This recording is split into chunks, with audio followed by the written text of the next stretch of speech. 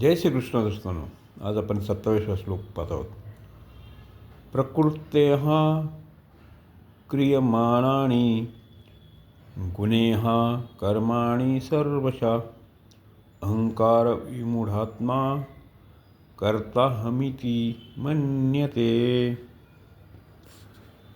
ज्या समष्टी शक्तीचे शरीर वृक्षादी उत्पन्न होतात, वाढतात, नाश पावतात, गंगादी नद्या प्रभावित होतात, घर इत्यादी पदार्थांनी परिवर्तन होते, त्याच समष्टी शक्तीने मनुष्य पाहणे, ऐकणे, खाणे, पिणे इत्यादी सर्व क्रिया होतात. परंतु मनुष्य अहंकाराने मोहित होऊन अज्ञानाने एकाच समष्टी शक्तीपासून होणाऱ्या क्रियांचे दोन भाग करतो. एक तर आपोआप होणाऱ्या क्रिया जसे शरीर तयार होणे, भोजन पचणे इत्यादी, व दुसरा ज्ञानपूर्वक होणाऱ्या क्रिया जसे पाहणे, बोलणे, जेवण करणे इत्यादी. ज्ञानपूर्वक होणाऱ्या क्रियांना मनुष्य अज्ञानाने आपल्याकडून होणाऱ्या क्रिया मानतो. प्रकृतीपासून उत्पन्न झालेले गुणांचे सत्व रजतम कार्य आपल्यामुळे बुद्धी, अहंकार, मन, पंचमहाभूत, 10 इंद्रिये आणि इंद्रियांचे शब्दादी 5 विषय हे देखील प्रकृतीचे गुण आहेत.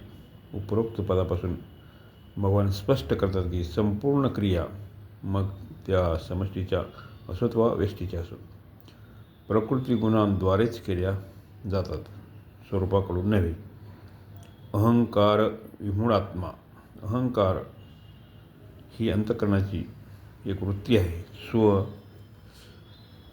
स्वरूप त्या वृत्तीचा ज्ञात आहे, परंतु अज्ञानाने स्वशी त्या वृत्तीचे समज जोडणे अर्थात त्या वृत्तीलाच आपले स्वरूप मानल्याने हा मनुष्य विमूढात्मा म्हणले जातो.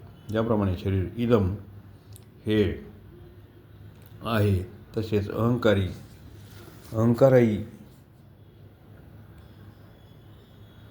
इदम आहे. इदम हे कधीही अहम होऊ शकत नाही असा सिद्धांत आहे. जेव्हा मनुष्य अज्ञानाने इदम आणि अहम अर्थात हे आणि मी मानतो, तेव्हा तो अहंकार विमूढात्मा मानला जातो. हा मानलेला अहंकार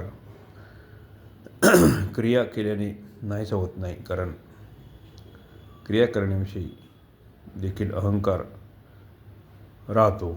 मानलेला अहंकार नष्ट होऊ शकतो अस्वीकृतीमुळे अर्थात न मानल्याने.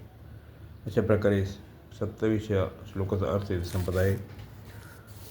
भक्तगणो, हे जे ज्ञानयज्ञ चाललेलं आहे, जे श्रीकृष्णांनी दिव्य ज्ञान श्री कुरुक्षेत्रावर अर्जुनाला मानवजातीच्या कल्याणासाठी सांगितले होते, ते आपण ऐकत जावे. आणि हा चॅनलला सबस्क्राईब करा, लाईक करा आणि शेअर करा. जय श्रीकृष्ण.